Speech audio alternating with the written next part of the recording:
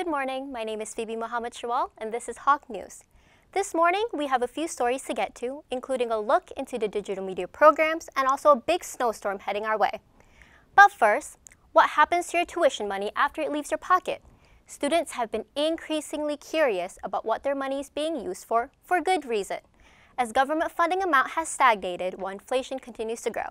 Passing it off to Brittany at SUNY New Paltz. At SUNY New Paltz, the on-campus life and educational opportunities have earned a great reputation for itself. Something that doesn't have a great reputation at this campus, the presence of state funding.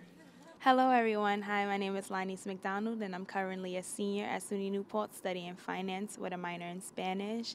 I'm currently the Vice President of Finance for Student Association at SUNY New Paltz, and my job is pretty much to manage the $1.3 million budget to fund student activities such as events and conferences that students attend.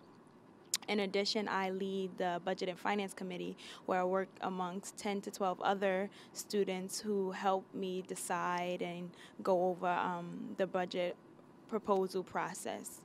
Over the last decade, tuition at New Paltz has steadily risen a total amount of over a couple $1,000s. While increases like this are often in response to less student attendance, it is apparent that this increase is in light of the stagnating amount of funding dispersed to the SUNY program. You guys brought up a great question in regards to, the government funding being stagnant. I do think that there should be an increase on their end. There was a point in time where the tuition we paid, not us per se, but probably our parents and people much older than we are now, but there was a point in time where, the government funded 50% of, the revenue, and the other 50% came from tuition. Right now, as I mentioned before, the ratio is kind of 78% on the students and 22% by the government. Having a college degree is kind of becoming mainstream and everyone needs it, so the amount of money that they're already making due to the amount of students attending college, I think that the government should definitely try to push for funding SUNYs more. Many students further feel that the money they are now spending more of each year is not evidently being used to improve the residence halls, dining halls, or degree programs. I haven't been in Perry's in a minute because the food is just it's dry. It's dry. They always give the same thing over and over. Room and board can be improved a bit because, I don't know, I live in Gage, so it's not really the best place to be. It's dirty, people just need to clean up after themselves.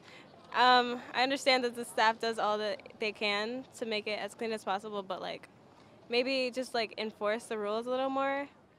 Another call to increasing tuition is inflation, yet students believe inflation should affect the state's contributions as well. Brittany Marichula-Rivera, SUNY News Today. Thank you for breaking that story, Brittany. I'm now joined by Michelle Hosted, VP of Administration and Finance at SUNY New Paltz. Thank you so much for joining us today. Thank you for having me, Phoebe. All right, so my first question is, to what extent is tuition being raised in order to make up for funding, as opposed to being raised for inflation? First, I think it's important to point out that individual SUNY campuses don't set or control tuition rates. That authority lies with the Board of Trustees. That said, I believe both stagnant funding and inflation play a role in increasing tuition rates. It was reported that the state of New York and SUNY have a program which awards state schools funding once they submit a proposal to increase graduation rates. Has New Paltz submitted any proposal for this? Yes, the funding program is called the Performance Improvement Fund, and a few years ago we were awarded funds to participate in this initiative. And what kind of on-track graduation systems has New Paltz explored? We have purchased a program called Starfish. It's a student success and retention program. Do these systems help the students pay less in any way? Yes, to the extent that it helps students graduate in 4 years, it prevents students from paying additional semesters or years worth of tuition.